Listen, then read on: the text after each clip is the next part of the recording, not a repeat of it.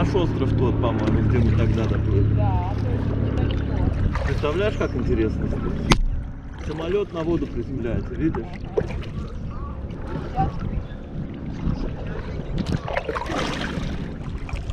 Команда.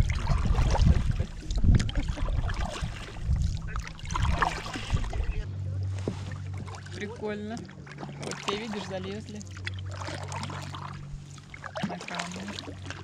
Две птицы, одна в одном месте, Которые ныряют и выныривают через черная много такая вся, сотен и метров. она, у нее высокий, шея, как у лебедя торчит, но она как утка размерами, а не на вид.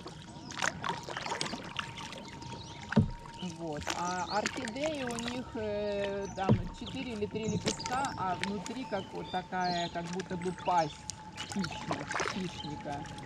Пестик и тычинки. Смотрите, вон тут розовые прямо.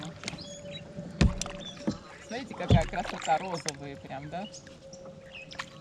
Да, красиво.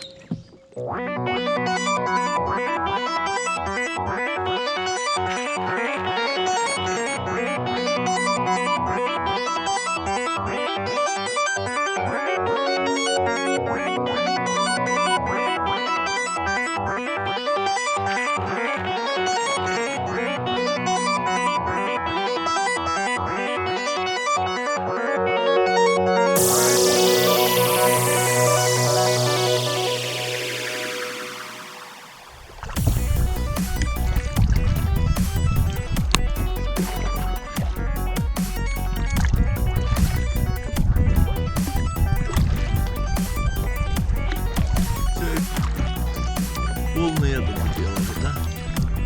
И еще продолжаем.